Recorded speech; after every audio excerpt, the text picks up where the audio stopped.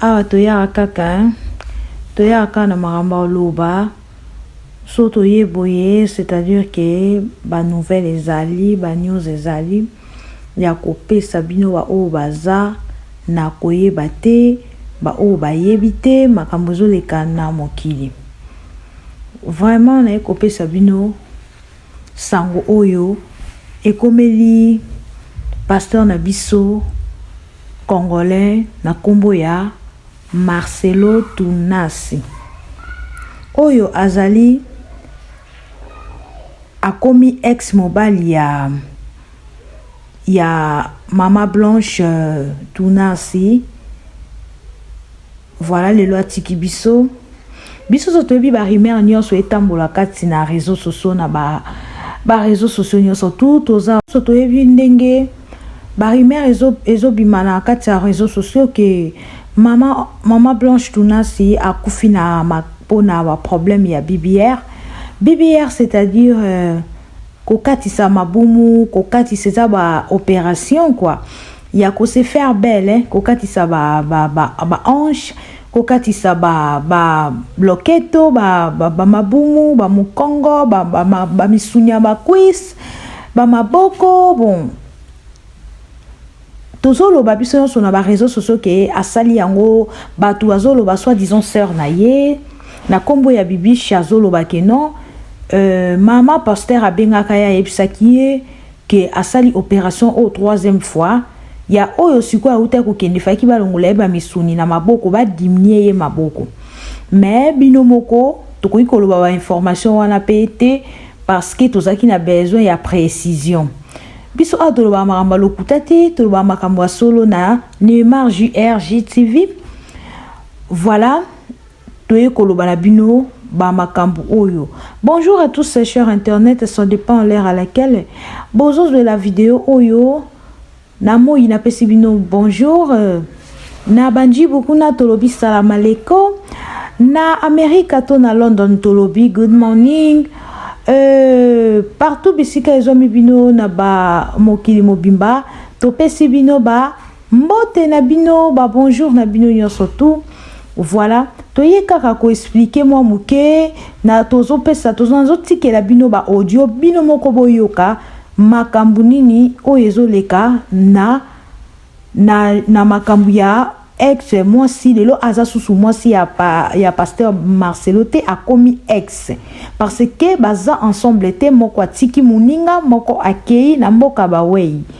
Donc voilà nazo pesa bino nazo tiela bino ba audio o bino moko boyoka ndenge na ba audio bazo ko expliquer maladie nini oyo et salameki oyo bomi Mama Blanche vu que pasteur Marcelo azo bomba koloba yango mais eza na ba rumeur ezotambola biso to tieli bino bolanda ngo na bokebi nyonso tu na tikeli bino moko bo juger yango soki ya solo to soki ya solo te bo tikela nga na ba commentaire to kotanga ba commentaire et puis to koya ko sous to koya lisusu ko éclaircir très bien.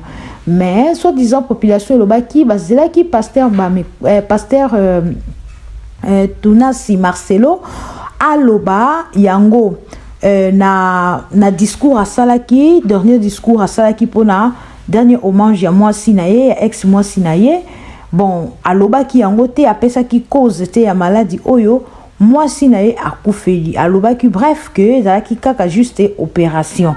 Mais batu bazolobaki awa sœur ya Mama Blanche alobaki leki na bango ndeko na ye akufi na ba BBR. Donc voilà. Mais entre-temps famille ya Blanche balobi eza opération ya BBR akendaki ko katisa maboko. Entre-temps pasteur Marcelo a pesaki précision te il avait juste parlé que akendaki ko sala opération na ye c'est tout et suka kiwana. Mais ba audio oyo bino moko bolanda boyo kango vraiment na bokebi nyonso bo s'abonner kande vous s'abonnera na Neymar JRJ TV bo liker bo commenter bo partager partout na ba proche na bino bisous bolanda ba audio oyo appelle ça une précision parce que à ça les discours non à ça les discours sur le bic était à le bango te bo ça les discours pour an il n'est pas obligé na le baki bo ça les discours pour an Donc il fallait pas dire que ma baba opération le baga qu'elle est morte par rapport elle est morte suite à une maladie, bref. Bon, à taper sur le bas qui morte par rapport à suite à une maladie. Une gars a compliqué. Donc pour bien signifier l'affaire, Marcelo il fallait caper ça. Jaria opération nini mwasi na ya kufeli na bandeli mbalebele, il n'est pas obligé. Mais déjà na toile publique, ba rimer iso kende na BBL. Pour faire taire les gens, il fallait appeler ça genre d'opération au moins si naya les kaki pour faire taire aux gens qui parlent de BBL. Mais quand Marcelo a fait son discours à 10 ans, Maman Ange, ou comment dirais-je, Maman Blanche est morte suite à une opération sans nom. Eh bien, donc Mobulo Ekoti Kaka, Potozela qui est l'Okwana Toyeba, parce que c'est lui qui est mieux placé de nous dire, moi si naye akufeli nini. Dans le bien ou bien, il n'est pas obligé, mais toujours continuer à raconter na ba analyse. Nazoche la bino audio moko, to comparer audio à moi na moi sur. Ya on a tchaki audio o na lobaki na lobelo rote na audio na toyoka. Mais nazoche ango lisusu. Est-ce que moi na moi sur lobi na ba audio yo? À cause en a raison ou pas? Falagi Marcelo aloba na lobi bien qu'il n'a pas à se justifier. Mais pour éviter de les on-dit, Falagi Marcelo aloba que non, Maman Blanche a subi une opération de thyroïde qui a causé sa mort. Mais au moins, Marcelo n'a pas arrivé à donner le nom de l'opération au moins si na Koufeli. Alobika qui a Koufi na opération, mais c'est vague, il y a on a dit c'est vague. Il y a l'opération appendicite, il y a l'opération goitre, il y a l'opération des foie, il y a l'opération BBL, il y a l'opération des poumons, il y a l'opération. Il n'a pas donné la précision de l'opération. Quel était ce genre de l'opération que Maman Ange a subi pour aller succomber? Quel genre d'opération? Maintenant, tout ça n'a question na ici kawana. Mais déjà, ba rimer ndenge pe toyoka ki denile saloba ki ango akendaki kosala makambo ya kokata nzoto. Ça moi je confirme pas wananga na oloba ndenge to okende. Akendaki kokata nzoto. Maintenant pour mettre fin à tous ces rumeurs, na ben ngo rumeur na sens wana. Pour mettre fin à tous ces rumeurs de BBL, fallait que Marcelo appelle ça une précision parce que à ça les discours non. À ça les discours sur le bic était allo bango te bo ça les discours pour an. Il n'est pas obligé na loba ki bo ça les discours pour an. Donc il fallait pas dire que ma baba opération le baga qui elle est morte par rapport elle est morte suite à une maladie, bref. Bon, à taper sur le bas qui morte par rapport à suite à une maladie. Une gars a compliqué. Donc pour bien signifier l'affaire, Marcelo il fallait caper ça. Jaria opération nini mwasi na ya kufeli na bandeli mbalebele, il n'est pas obligé. Mais déjà na toile publique, ba rimer iso kende na BBL.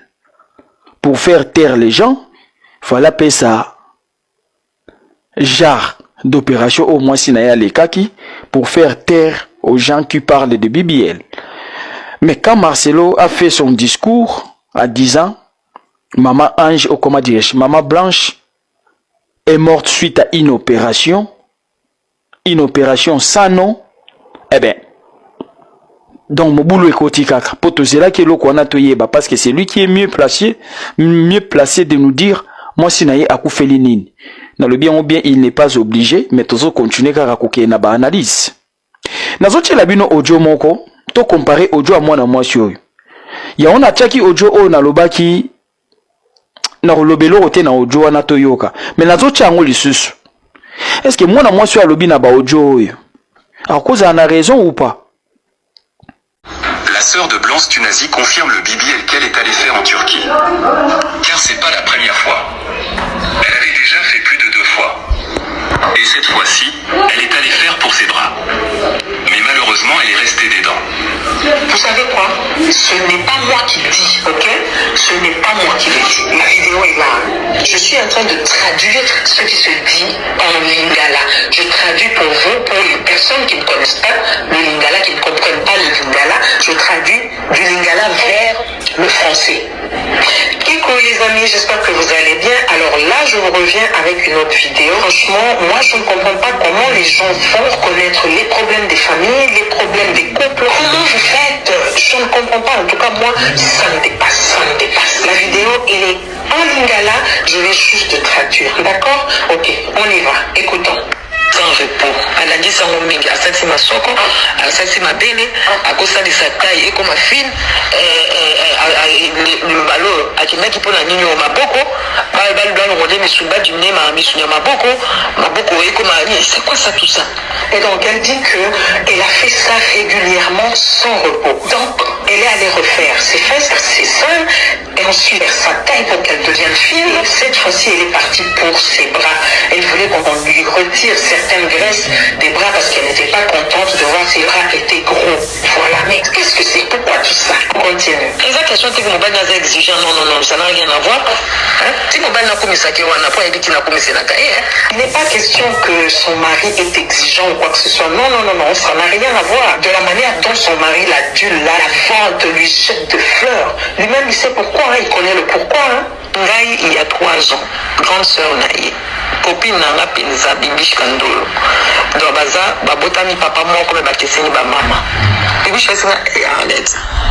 Oui, mais que Blanche a dit qu'on ça masoko la Turquie. Bien sûr qu'il y a pasteur. Mon ben pasteur a petit si été. Depuis que je sais qu'il y a Arlette, il bande à quantité.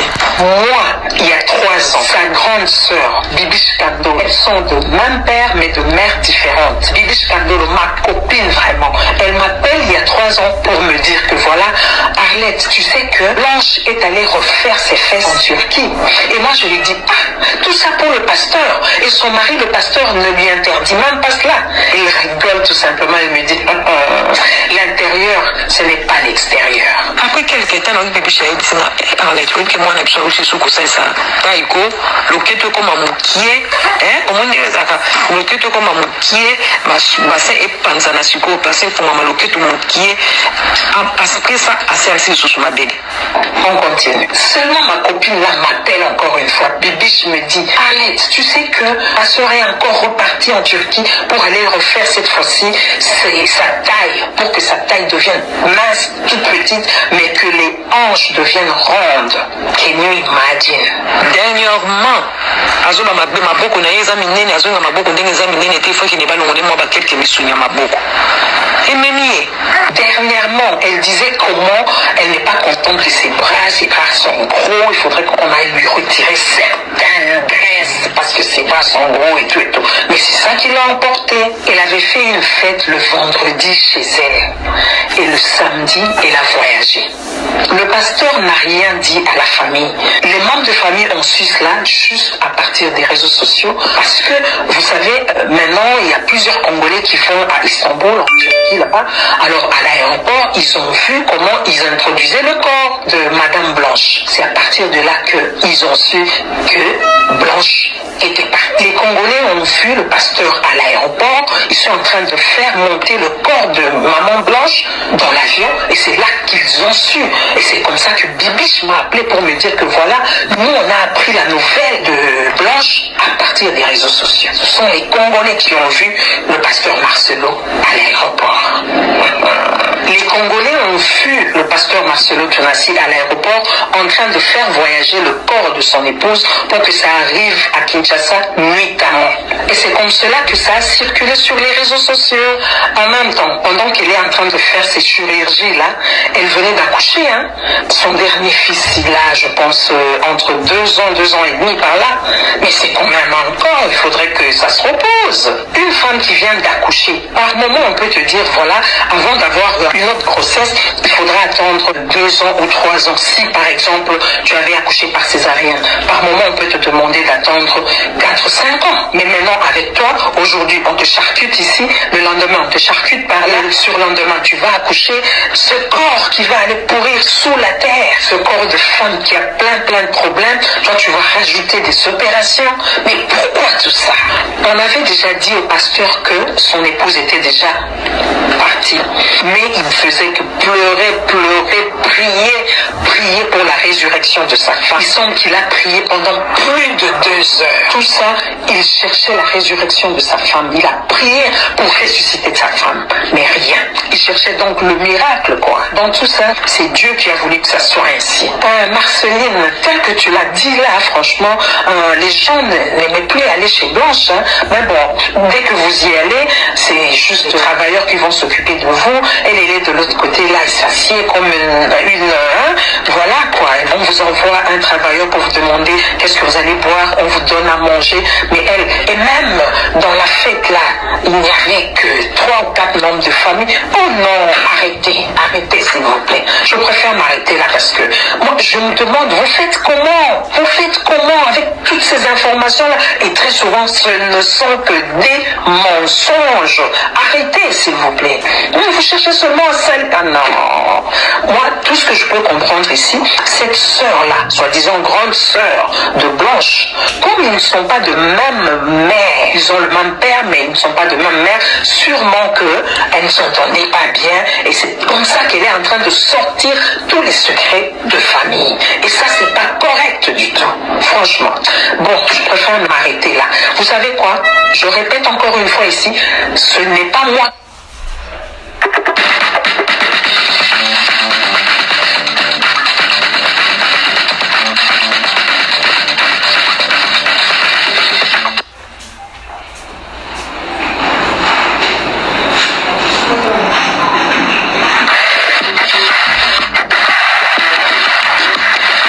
Lingala qui ne comprennent pas le Lingala, je traduis du Lingala vers le français, ok? Ce n'est pas moi qui le dis. La vidéo est là, hein? Ok, je m'arrête là. Si j'ai encore d'autres informations, je reviendrai dans une autre vidéo, d'accord? Ouais, Balandinho surtout, il y a Neymar, JR, JTV, bah cœur, nanga, na lela bino fort, na lova bino fort, bah cœur nanga, bah cœur. Donc bolandi bino moko, bah audio oyo, na baki na kochike la bino, ti na suka boyoki, précision nini oyo, Mama Blanche Tunasi, atiki biso maladie oyo et sali que atika biso. Bon, ils ont vraiment maladie parce que asaki na est très bien, asaki normal, akenaki ka juste ko sali sa opération, ce qui asaki anormal, elle ne voulait pas y aller là-bas pour faire l'opération. Elle voulait même pas monter sous l'avion, dans l'avion comme ça pour aller faire son opération. Donc, Asala qui très bien, bref. Akenda qui naye, azu avion, azu vol. Elle est partie en Turquie pour faire l'opération de BBR. Boyo qui ba précision, yango wana. Donc, nason y a pasteur Marcelo Tunasi aza tellement mutu munene. Akoki ko bimiso babilo ko wala te na télévision, na miso batu nyonso, voilà yango alobaki kaka, akufi kaka juste na opération. Voilà asuka kiwana na discours na ye na dernier roman ya mwasi na ye. Donc ba précision yango wana Mama Blanche tanga bande ko sama kam na ye kande balobaka mutu na mutu azalaka mutu na ye azalaki na pire ye oyo pa bande ko betela masolo soit disant ba sœur na ye soit disant ba moi master na ye, bon voilà et tout mutu na mutu azalaka na mutu na ye bobo sana keloko o te na mokili ata mutu sali ke no o na osala makambo o na oyebisa mutu te mais yebaka okobetela ta mutu moko oh atoko bete la membre famille na yo te ata mobali na yo te mais ozana pire ya yo o ya yo babengaka o ya yo mais vrai pire na mokili ezaka nzambe omoni siko kezaka nzambe bato mama Blanche abanaki kosola na bango tango azalaki na bomoi bango wana nde lelo babimisi basekele nyonso tu oyo biso tozolanda donc pire ya solo na mokili bandeko nanga oyo tozopema nanu na pema oyo na mokili ya bato atata nzambe oyo aseya moi souffle de vie wana ya ofele nzambe apesi biso Seigneur apesi biso pire azalaka te na mokili pire akufa kala pire bakunda ye kala kenda na ye soki wapi pire azalaka te nde balobaka aziza kenda azonga te oui pire akenda o comprendre pire akufa pire azali te pe akozala te pire eza kaka nzambe ye moko pire ya mutu ya vie eza kaka Seigneur Jésus-Christ de Nazareth donc voilà et tout nalingi kana loba na bino ba mama pasteur ope batikali bino mo pe bolandaka bolanda exemple oyo eza exemple à suivre donc bon meka un peu kobongisa tamboli na bino ba mama pasteur nzamba pesi yo bana mama Blanche azwi bana 4 nzamba pesi ye bana kitoko apesi ye bana kitoko makasi mais nayebi te soki ezalaka nini mwasi nyonso soki esi aboti adeforma kaka mutu akosa yo te mwana mwasi soki aboti te azalaka soki alongoli bilamba na ye mutu akoyebaki aboti te soki mwana mwasi abota soki alongoli ka bilamba na ye okoyeba kaka différence yango bolingi bofinga nzambe to nini bolingi bobamba bible na mabele to nini tango mutu aboti te toyebi ke oyo libuma mutu abota te oyo nzoto mutu abota te tango pe mutu akobi kobota tokoyeba ete ya bino mama pasteur bino botikali ete ya bino ba servante nzambe o bino botikali o bino nyonso bolanda partout bozolanda vidéo oyo ba mama pasteur surtout nazoloba parce que oyo akufi aza mama pasteur azaki ko prêcher comme tous les mama pasteurs ba mama pasteur ete ya bino mbala sima bokesu kosala ba BBRT ete ya bino penza nzamba pesi yo nzoto kitoko mama batela nzamba pesi yo bana kitoko mama batela ata libuma ngwe kwei nga kuna lingana nga nde na bafinga nga pena mwasa bota neti nga na lingana nga de mare na lingana nga bafinga na bango nga ke longba kuna mabele kwei libuma kwei ya bota nazalaka nango fier moko konjima te yango mona ya mona ba video na nga pe ya mona chika na nga pe ya msuna chiki pe libuma na nga pe ndamu botala pe ekwe ya te ya nga moko naza vrai chéri po na bota bana na bota bana nzamba pesi nga bana nanga ba cadeau du ciel nanga oyo ezali ba cadeau précieux nanga na kombo ya grâce à Dieu mbasa onze anzeuse ba ko pesa ngai susu Godwin ba ko pesa nga Godwin nangai mbasa donc na bana nanga les deux beaux cadeaux du ciel on nzamba pesi ngai non soigne la nini ete ya bino ete ya bino nga kuna lingana nga bafinga nga mabele kwea na lingana nga bafinga nga na déforma eza yanga na déformé te na bota moi on m'appelle maman donc ete ya biso bandeko basi nzamba pesa nga grâce à Dieu mbasa na ngai grâce à pesa nga Godwin na ngai donc omona ki bana nanga kitoko nzamba pesa nga mais non na melisa bana nanga moni mabele nanga Neymar na melisa libele na melisa bana nanga moni bumu nanga na bota nanga kala nde nazabwe na bota bana ngai na bana nanga je suis fier de ça bino be ba rope botikali ete ya bino bato ba BBR ozala mama pasteur ozala ba serveur oza ko fingisa Seigneur yo mtozo te na cher ozo loba pena makama nzambo ozo te mama olula mokili vraiment yo mtozo te biso conseil ni nango pesa biso pena bozo lula mokili vraiment nzamba pesi yo bana kitoko mama batela mobali na yo nzoto na yo eza ya mobali na yo linga osala nini ebite soki pe pasteur alinga te soki pasteur alinga ki mama akoma na ta ya Beyoncé akoma na ta ya Shakira nebite soki pasteur Marcelo alinga ki mwasi na ya koma na ta ya babengaka nani Rihanna to akoma na ta ya Beyoncé Shakira bon je n'ai pas compris ete ya bandeko basi et puis na nini susu na Bible na bozok sa communauté congolaise soni